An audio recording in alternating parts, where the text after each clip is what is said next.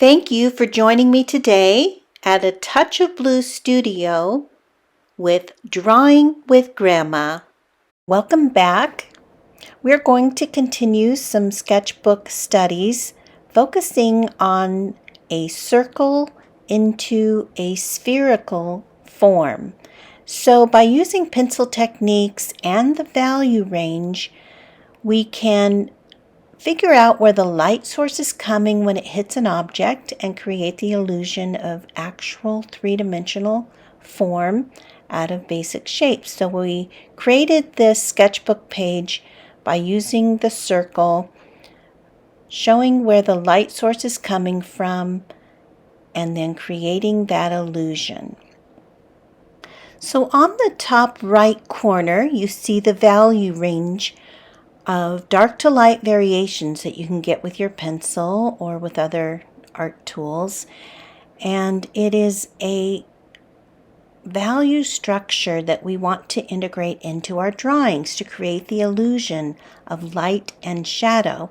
And so you see on the top row is another value range, just dark to light, and they're numbered. And so it helps to kind of number them. I aim for 9 or so values in my drawings just to help create the contrast and the interest. So you can see here in this sphere that we drew the other day, I've added values. We can get values with line pressure with our tools. We can use line to create value, and we can use shading. So besides paying attention to pencil techniques and the values, you must pay attention to where the direction of the light is coming from and how the cast shadows are affected on the ground plane or within the image that you are studying. This is another example of how we turn a shape into a form.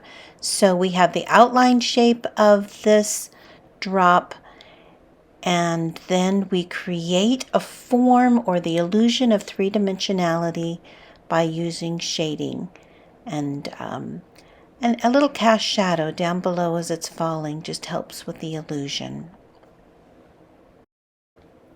Now that we have reviewed that, let's actually apply it to another object, an organic object, a bird. So we are going to start with the circle again. And I'm going to develop the head and the body. The light is going to be established on the upper right, like we did with the orange in our sketchbook study.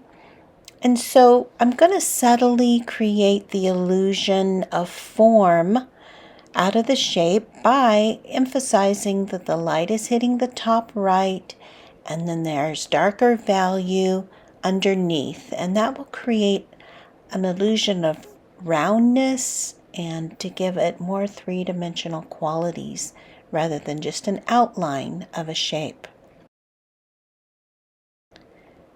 So paying attention to the direction of the light hitting the object and how the cast shadows are laying and how they affect different parts of the object that you are sketching will help create a more realistic and interesting drawing.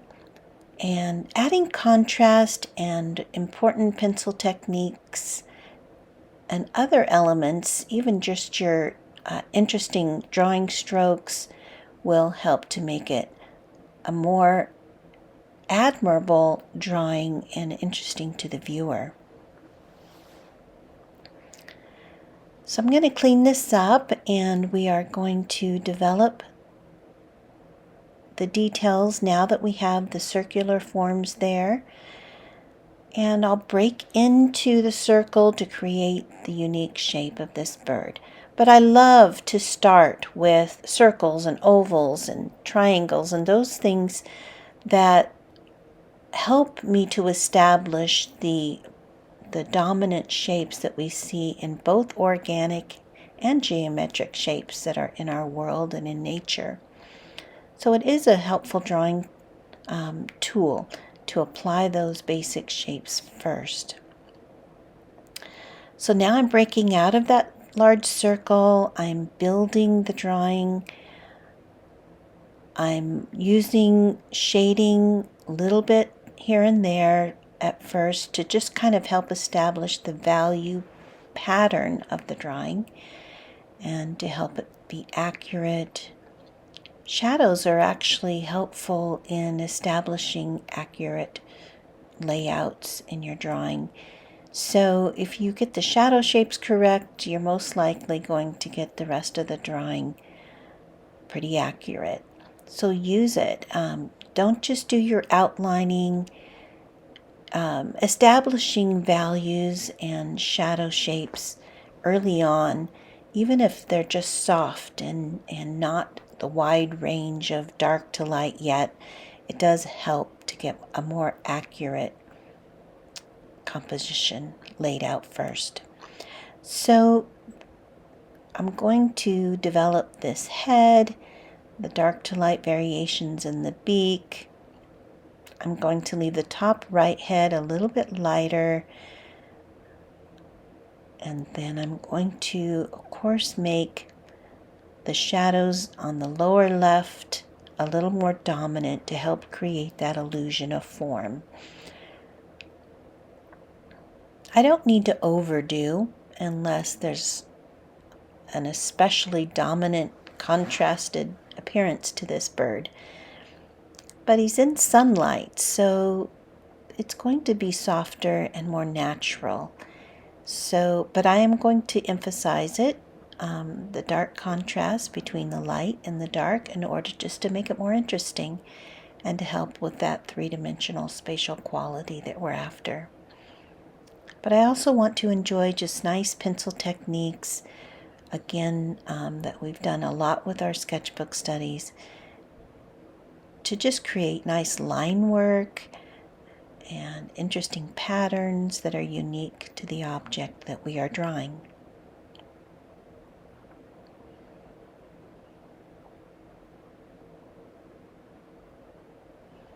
You can see that I'm using the side of the pencil most of the time.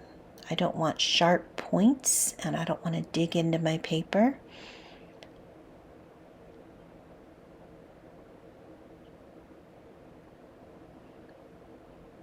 And you can see that sometimes I don't even draw the outline of different parts of the drawing. I only use shading or values to establish shapes.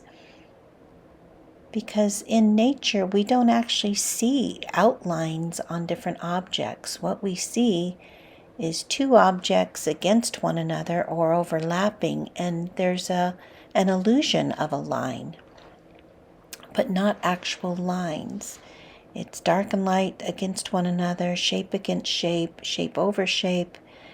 Okay, so here we have a little bit, I want to emphasize a little bit more of that form, so I'm going to take the blender in and just add a little bit more shading there and keep the upper right lighter.